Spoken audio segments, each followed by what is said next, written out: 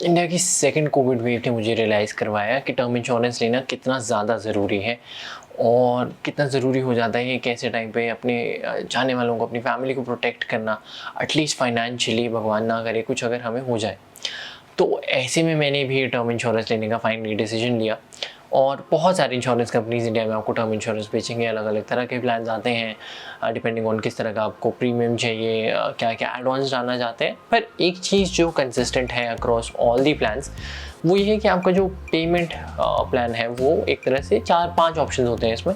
या तो आप अपफ्रंट पे कर सकते हैं इसे, या फिर आप एनुअल किश्तों में दे सकते हैं ये प्रीमियम, 5 साल की, 10 साल की, 12 साल की। या फिर फाइनल प्लान ये है कि जब तक आपकी टर्म इंश्योरेंस वैलिड है आप तब तक एक एनुअल प्रीमियम देते रहें जब तक आप इसके अंडर कवर्ड हैं। तो ये 5 तरह के प्लान्स हैं। और अगर आप किसी इंश्योरेंस एजेंट के पास जाएँ तो कोई क्लियर आंसर नहीं देगा वो आपको कि कौन सा प्लान बेटर है, कौन सा पेमेंट प्लान आपको यूज़ करना चाहिए, किसकी क्या एडवांटेजेस हैं, क्या डिसएडवांटेजेस हैं। तो लार्जली लोग क्या करते हैं, लोग देखते हैं कि उन्हें टोटल अमाउंट क्या पे करनी पड़ रही है by simply adding up the premiums different plans के अक्रॉस, उस हिसाब से अपना डिसीजन लेते हैं। बहुत ही गलत है इस तरह से कैलकुलेट करना, और क्यों, चलिए फाइंड आउट करते हैं।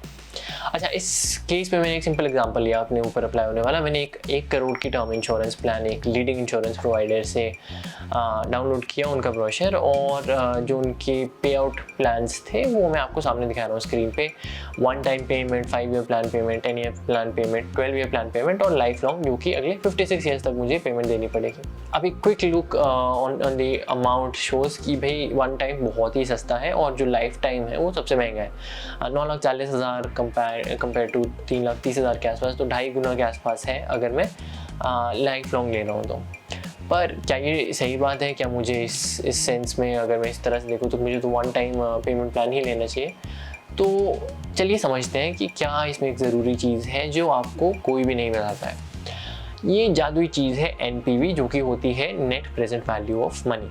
अब मान लीजिए आज से 5 साल बाद आपको 100 रुपये मिल रहे हैं, या आपको आज 100 रुपये मिल रहे हैं। टेक्निकली तो दोनों अमाउंट सेम है, पर फैक्ट ये है कि अगर आपको आज 100 रुपये मिल रहा है आप उसे इन्वेस्ट कर सकते हैं, बहुत ही सेफ इन्वेस्ट। ऐसे नहीं बोल रहा हूँ मैं कि आप इक्विटीज ऑप्शंस में लगाइए, और आज से 5 साल बाद आपके पास कुछ एक अमाउंट होगी जो 5 साल बाद मिले 100 रुपये से डेफिनेटली ज़्यादा होगी।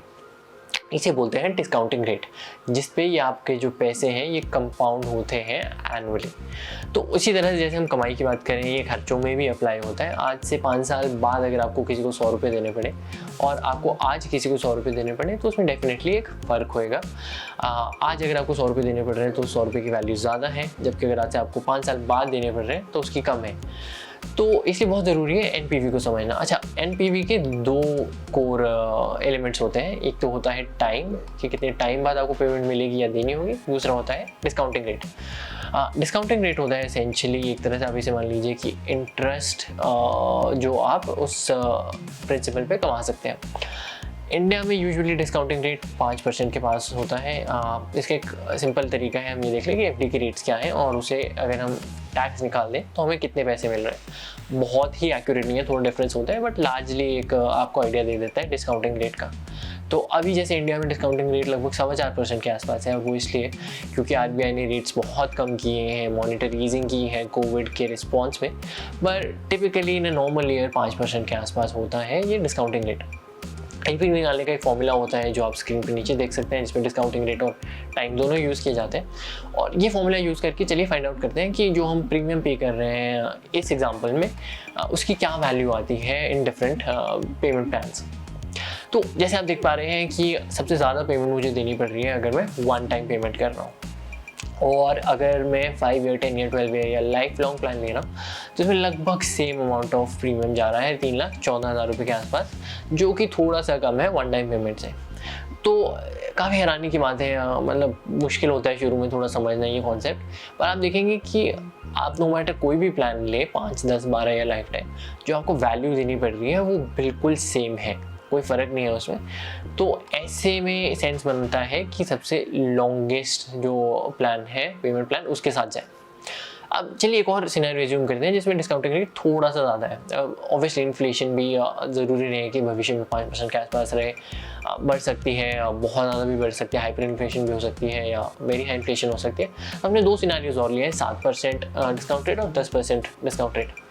दोनों ही सिनेरियोज में ये क्लियर हो जाता है कि जितना आप प्लान को एक्सटेंड करेंगे उतना आपके लिए सस्ता पड़ेगा। और इनफैक्ट अगर हम 7% 10% देखें तो इसमें जो आप अमाउंट दे रहे हैं ओवर लाइफ टाइम या पूरी टर्म इंश्योरेंस के प्लान तक, उसकी वैल्यू काफ़ी कम है कंपेयर टू 5 साल या one time payment plan as well. तो इसलिए जैसे मैंने कहा कि हमेशा सेंस बनता है आप ऐसे प्लान के साथ जाएं जहाँ पे जो पेमेंट प्लान है वो सबसे ज़्यादा हो। पर इसमें 2 और चीज़ें हैं जो हम कंसिडर कर सकते हैं। पहली चीज़ ये है कि देखिए हमें से सब इतने डिसिप्लिन नहीं होते और कई बार अनफोर्सीन सर्कमस्टांसेस की वजह से आप पेमेंट करना भूल सकते हैं। तो ऐसे में अपने आप को लॉक इन करना अगले 50 साल के लिए और ध्यान रखना कि पेमेंट करनी है टाइम से, शायद पॉसिबल ना हो सबके लिए। तो ऐसे में मेरी रिकमेंडेशन रहती है अगर आप लाइफ टाइम प्लान नहीं लेना चाहते एटलीस्ट 10 या 12 साल का प्लान लें, क्योंकि इसमें तब भी थोड़ी पॉसिबिलिटी ज़्यादा है एक टाइम से पेमेंट करने की प्लान को, और 12 साल में आप फ्री हो जाएंगे। अच्छा, दूसरी चीज़ है ऑब्वियसली जो आपको हर साल इसकी पेमेंट या किस्त देनी पड़ रही है। अब ऑब्वियसली जितना छोटा प्लान होगा उतनी उसकी वैल्यू ज़्यादा होगी, और जितनी बड़ी वैल्यू आपको इंश्योरेंस कंपनी को देनी पड़ रही है उतना थोड़ा ये एक फाइनेंशियल बर्डन रहेगा आप पे कुछ साल तक।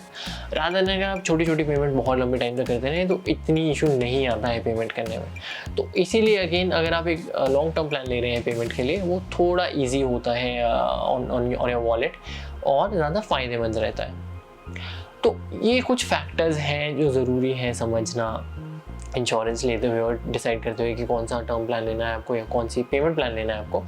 आशा करता हूँ आपको ये वीडियो यूज़फुल लगी हो, ये कॉन्सेप्ट आपको यूज़फुल लगा हो, क्योंकि ये सिर्फ इंश्योरेंस में नहीं कई और जगह फाइनेंशियल डिसीजंस में एनपीपी को हम यूज़ कर सकते हैं। इसी तरह की और वीडियोज़ के लिए हमें ज़रूर सब्सक्राइब कीजिए। Thank you so much for watching.